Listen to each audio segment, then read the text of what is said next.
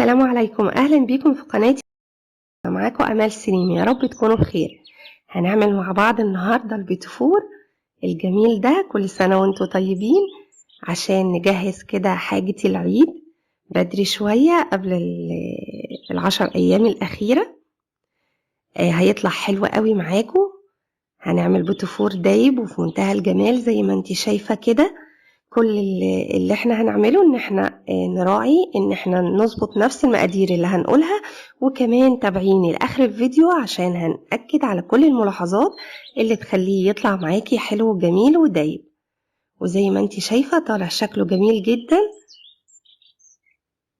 حاجة كده في منتهى الجمال. هنعمل عجينة حلوة، تقدري تستخدمي الماكينة زي اللي أنا عاملاه ده، أو حتى تستخدمي كيس الحلواني، مفيش مشكلة. العجينة جميلة وهتنفع بالطريقتين. أتمنى منكم متنسونيش في اللايك، بجد بيحسسني إن الفيديو عجبكم، فياريت ما تنسوش. وكمان لو أول مرة تدخلوا القناة ياريت تشتركوا فيها وتفعلوا زر الجرس علشان توصلكوا باقي الوصفات. يلا نشوف هنعمل بيتفور مع بعض ازاي.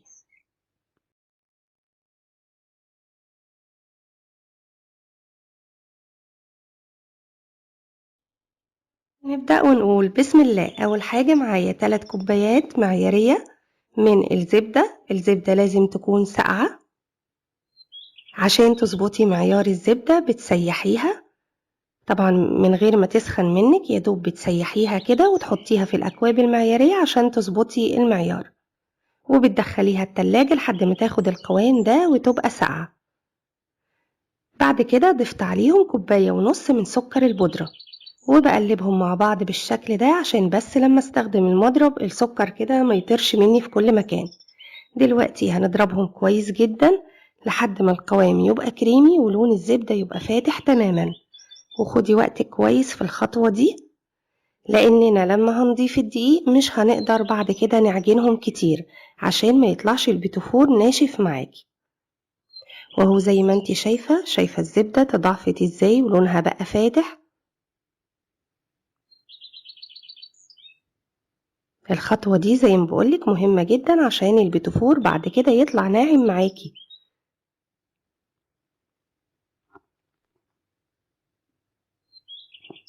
بعد كده ضفت عليهم 3 بيضات بدرجة حرارة الغرفة. بنزل ببيضة بيضة وبخفقها كويس جدا، ولما تمتزج مع باقي الخليط بضيف البيضة التانية، وهكذا لحد ما اخلص ال3 بيضات. وضفت عليهم نص معلقة صغيرة من الفانيليا.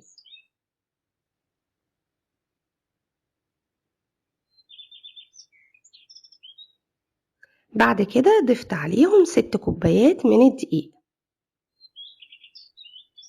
نزلت شوية كده وبقلبهم مع بعض لحد ما يمتزجوا مع بعض تماما. بنزل باقي كمية الدقيق، وطبعا مش هينفع بعد كده استخدم اي حاجة غير ايدي. وهقول لكم على حاجة انا بضيفها عليها جميلة جدا. انا ضفت تلت معلقة صغيرة من البيكنج باودر، بتساعد ان البيتفور يطلع هش جدا وخفيف، ورشة صغيرة خالص من الملح. البيكنج باودر بيدي تأثير حلو على البيتفور، بس ما تزوديش عن اللي قلنا عليه عشان يفضل محتفظ برسمته. وهو زي ما انت شايفة انا بلم الدقيق، وادي القوام بتاع العجينة. كان القوام حلو جدا وناعم. بعد كده بتدخليها التلاجة لحد ما العجينة تسقع. طبعا تبقى ساقعة بس مش جامدة معاكي عشان تقدري بعد كده تشكليها، يدوب تسقع لانها بتكون سخنت طبعا واحنا شغالين فيها. بعد كده حضرت الصاج اللي هشتغل فيه او الصينية. بتحطي نقطة من الزيت وبتمسحيها بمنديل مسحة خفيفة جدا. انا اشتغلت بالمكنة، تقدري تستخدمي القمع عادي لو هتستخدمي القمع او الاكياس. بتحطي كيسين في بعض او تستخدمي الكيس اللي هو ووتر بروف، هيبقى جميل معاكي وهتنزل بسهولة. وهو زي ما انت شايفة نزلت بسهولة ازاي وما تقطعتش، ده دليل على ان المقدار مظبوط جدا. وعملت اول شكل زي ما انتوا شايفين، وده الشكل التاني. طبعا الاشكال دي حسب ذوقك براحتك. وخدت كمية من العجينة، ضفت عليها نص معلقة صغيرة من اللون الأحمر وحوالي تلت معلقة صغيرة من الكاكاو. طبعا لو عندك الألوان السايلة اللي هي الجل، طبعا ألوان طعام عادي، بتحطي نقطتين لحد ما العجينة تتلون معاكي، وبقلبهم كده لحد ما اللون يمتزج تماما اهي زي ما انت شايفة اللون طالع جميل ازاي، بجد كان شكله حلو قوي. في الوقت اللي كنت بعجن فيه كنت حاطة البيتفور في الفرن، يا دوب بخليها اللون ده، شايفة ما شاء الله طالع محتفظ بالرسمة بتاعته، ولا فرش ولا اي حاجة. عايزة اقول لكم المقدار ده مظبوط جدا جدا اهي، شايفة في منتهى الجمال. ومش بنخليها تحمر اكتر من كده، يا دوب تاخد لون من تحت وبطلعها على طول، مش بفتح الشواية ولا حاجة. بعد كده ابتديت اشتغل في اللون الاحمر. برضو العجينة لو حساها سخنت منك تدخليها التلاجة شوية، وبعد كده شكلي اللون الاحمر بالشكل ده. انا اخترت شكل القلب، بجد بيكون رقيق جدا وشكله حلو قوي. وكمان بختار الوردة. شايفة العجينة بتنزل بسهولة ازاي؟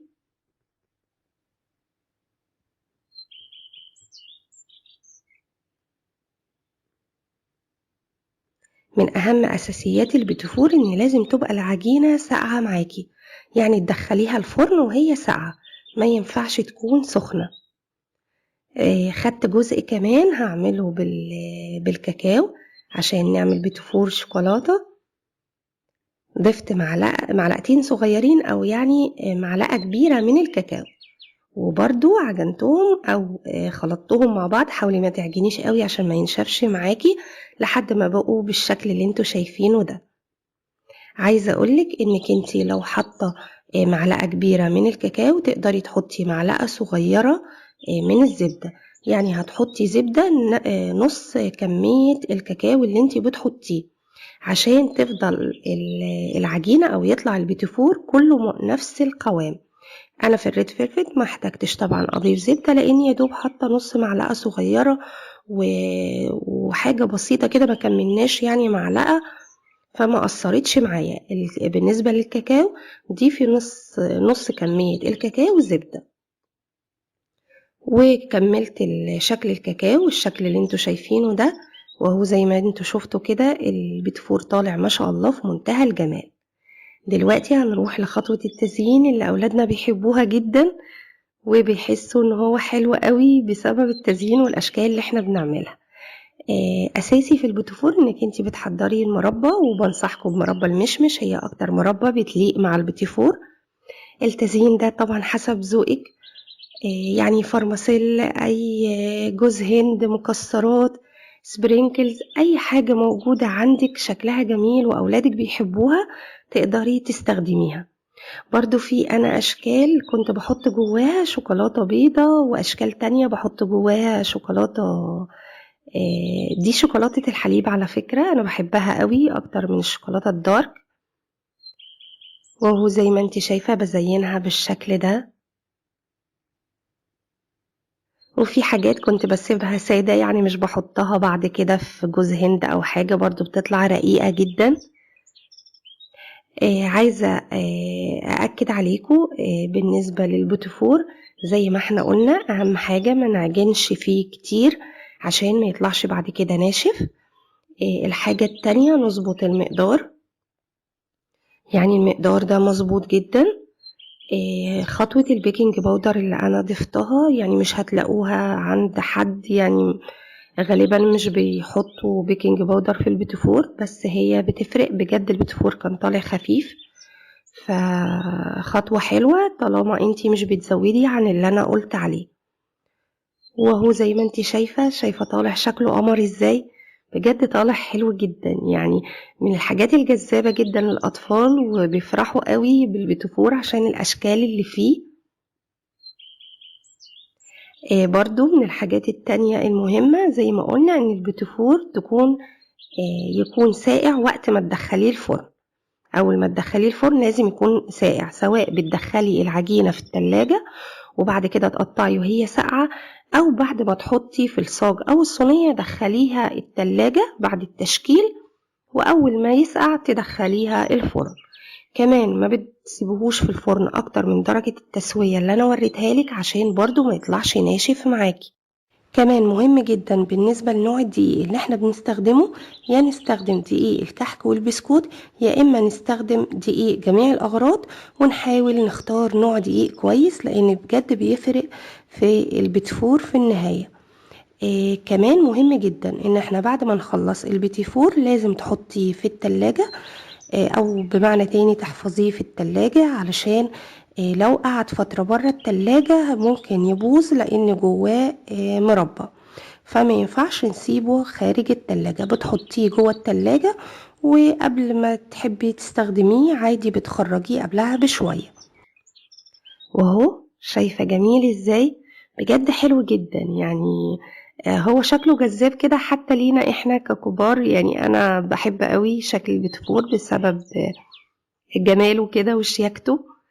ف بإذن الله تعملوه يعجبكم، وأتمنى يكون الفيديو عجبكم النهاردة، ويا ريت بقى ما تنسونيش في اللايك، ولو أول مرة تدخلوا القناة يا ريت تشتركوا فيها وتفعلوا زر الجرس علشان توصلكوا كل الوصفات. وهسيب لكم أسفل الفيديو الغريبة وكمان البسكوت والكحك، عملناهم مع بعض قبل كده، وصفات الحمد لله ممتازة ومقادير مظبوطة جدا. إن شاء الله تجربوها وتعجبكم. بحبكم في الله، أمل سليم.